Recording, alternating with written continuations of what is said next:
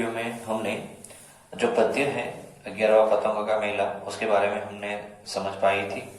हमने होमवर्क में कठिन शब्द है वो आपको लिखने के लिए दिए गए थे। आपने अपनी कॉपी में लिख ही लिए होंगे। आज हम उसका अभ्यास आपको सिखाएंगे। अभ्यास में सबसे पहले मौखिक प्रश्न है, एक एक वाक्य के प्रश्नों के उत्तर, वो आज हम आपको सिखाएंगे। सभी छात्र अपनी कॉपी में ध्यान रखेंगे। पेज नंबर 82 पर अभ्यास। पतंग कौन से दिन उड़ाई जा रही है? तो उसका सही उत्तर है पतंग आजादी के दिन उड़ाई जा रही थी। ख, भोला ने कौन कौन से रंगों की पतंगे काटी है? भोला ने पीली, काली, नीली पतंगे काटी है। तीसरा प्रश्न, बच्चे लगी लेकर क्यों दौड़ रहे हैं? तो उसका उत्तर है क्योंकि पेड़ों पर फंसी पतंगे निकालने के लिए दौड़ रहे हैं। लास्ट वाला क्वेश्चन, अगले साल कौन सा मेला लगेगा? अगले साल पतंगों का मेला लगेगा। यहाँ पर प्रश्न पहला है पतंग कौन से दिन उड़ाई जा रही है? तो काव्य पंक्ति में जो लिखा है वही उसका उत्तर है, वही हमें लिखना है। पतंग आजादी के दिन उड़ाई जा रही थी।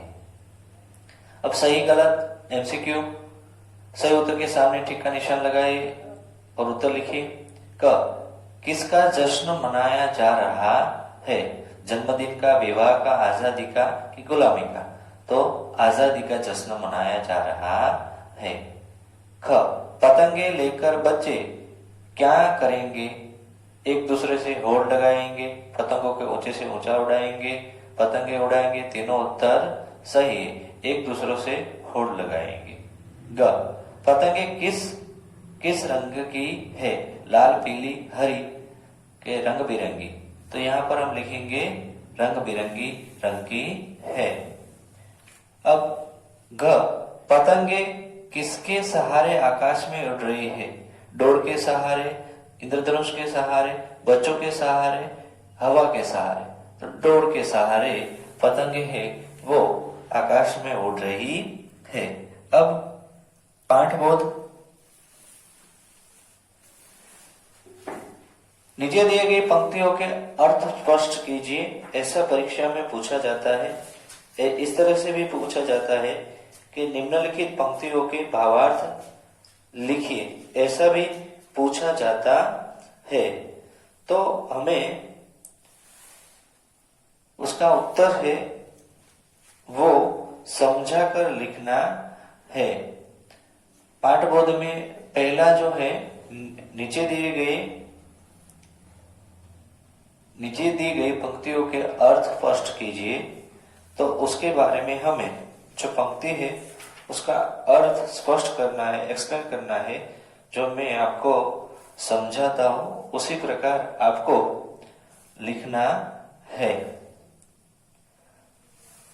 तो पहली पंक्ति है, लेकर अपनी आज पतंगे खूब लगाए होड़, ऊंचे से ऊंचा ले जाए सबको नीचे छोड़। तो इस पंक्ति में कवि समझाते हैं कि सभी बच्चे आज अपनी पतंगे लेकर खूब प्रतिस्पर्धा यानी कि प्रतियोगिता करेंगे। वे अपनी अपनी पतंगे सबसे ऊंची ऊंची उड़ाने की होड़ करेंगे। कुछ बच्चे प्रतियोगियों की पतंगों की नीचे छोड़ने का प्रयास करेंगे। दूसरी पंक्ति, आसमान में उलझी डोरे थम गई सबकी सांस, किसकी कट गई किसकी बच गई टिकी हुई निगाह है। तो इस पंक्ति में कवि समझाते हैं कि पतंगों के उड़ते समय उनकी डोरे आसमान में फंस जाती है, सभी बच्चों की सांसें थम गई है, सभी की नजरें इस पर टिकी हुई कि किसकी पतंग कट गई है तथा किसकी पतंग आकाश में उड़ रही है।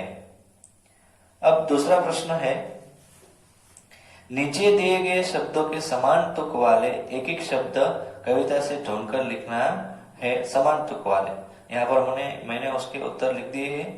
पतंग तो उमंग, होड़ तो छोड़, बड़ी तो झड़ी, दाम तो गाम। जो समान तुपल है पतंग, उमंग, पीछे जो ग है यहाँ पर पतंग का लास्ट में ग है और उमंग का लास्ट में ग है। जो ऐसे अक्षर मेल खाते हैं वैसे अक्षर आपको ढूंढकर लिखने होते हैं। तीसरा प्रश्न है, कविता से उन पंक्तियों को छांट कर लिखिए जिनमें निम्नलिखित भाव है। जो भाव प्रकट होता है, यहाँ पर भावार्थ में लिखना था, यहाँ पर जो भावार्थ दिया गया है वो कौन सी कविता का भावार्थ है वो हमें यहाँ पर पंक्ति लिखनी है।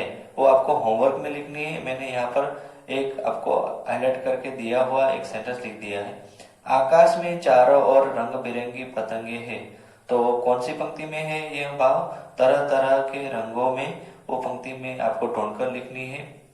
दूसरा, पतंगे एक दूसरे से होड़ ले रही है, लेकर अपनी आज पतंग, वो भाव यहाँ पर इस पंक्ति में है, वो मैंने लिख दी है, आपको लिखना है घर पर होमवर्क में। बच्चे कटी हुई पतंगे लपक रहे हैं, लेकर लगी ऊंची, वो पंक्ति है, वो 4 पंक्ति इसमें आपको लिखनी है। अब चौथा प्रश्न है, नीचे दिए गए प्रश्नों के उत्तर लिखिए। पहला प्रश्न, मन में उमंग किस कारण है? तो उसका उत्तर है, मन में उमंग आजादी के जश्न के कारण है। दूसरा प्रश्न, बच्चों में किस बात की होड़ लगी है? तो उसका उत्तर है, बच्चों में अपनी अपनी पतंगों को ऊंचा से ऊंचा ले जाने की होड़ लगी है। तीसरा प्रश्न, आसमान में पतंगों की डोरे उलझी देखकर क्या हुआ?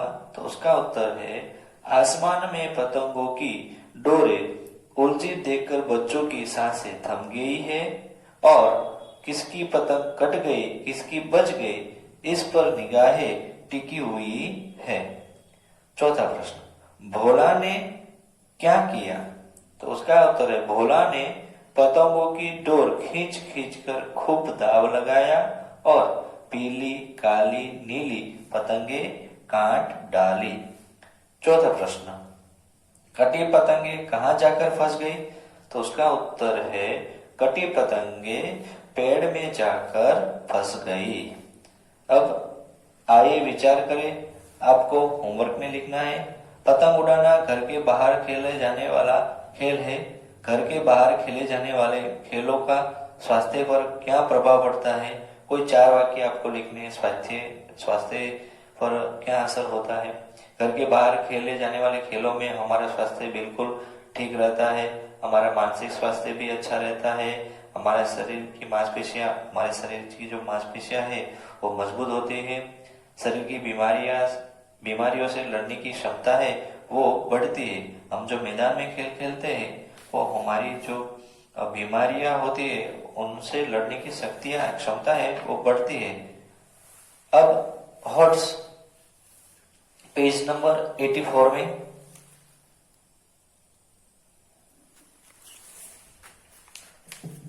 आसमान में उड़ती पतंगों को जड़ी हुई क्यों कहा गया है? सोच कर लिखिए। हॉर्स, आसमान में उड़ती पतंगों को जड़ी हुई क्यों कहा गया है? सोच कर लिख रहे हैं। तो उसका उत्तर है, क्योंकि आसमान में उड़ती पतंगों को जड़ी हुई इसलिए कहा गया है कि उनके मंजे की धागा दिखाई देता है, ऐसा लगता है जैसे पतंगे आसमान में जम गई है। अब भाषा से यानी कि ग्रामर, जो शब्द संज्ञा की विशेषता बताते हैं उन्हें विशेषण कहते हैं। विशेषण किसे कहते हैं? विशेषण शब्द की डेफिनेशन यहाँ पर दी गई है, आपको अपनी कॉपी में लिखनी है, परीक्षा में पूछी जाती है और मैं पूछूंगा परीक्षा में। विशेषण का डेफिनेशन लिखिए, संज्ञा का डेफिनेशन लिखिए, सर्वनाम का डेफिनेशन लिखिए। मैं बार बार वीडियो में बोलता रहता हूँ, डेफिनेशन भी मैं बोलता हूँ, आपको अपनी कॉपी में लिखनी है और लर्न भी करनी है। यहाँ पर जो डेफिनेशन दिया गया है वो विशेषण का है।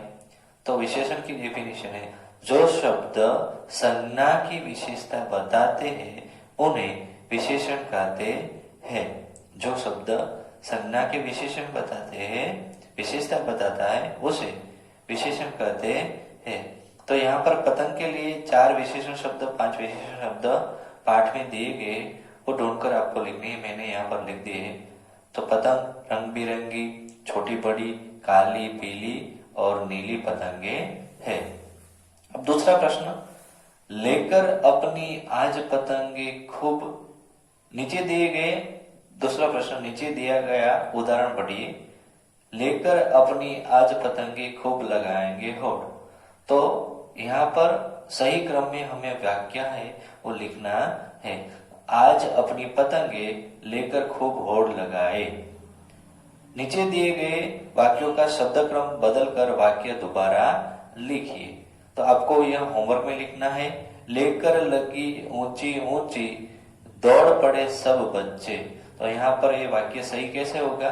शब्द क्रम के मुताबिक सही करना है हमें। तो सब बच्चे ऊंची ऊंची लगी लेकर दौड़ पड़े, ऐसा वाक्य है, आपको होमवर्क में लिखना है सही करके।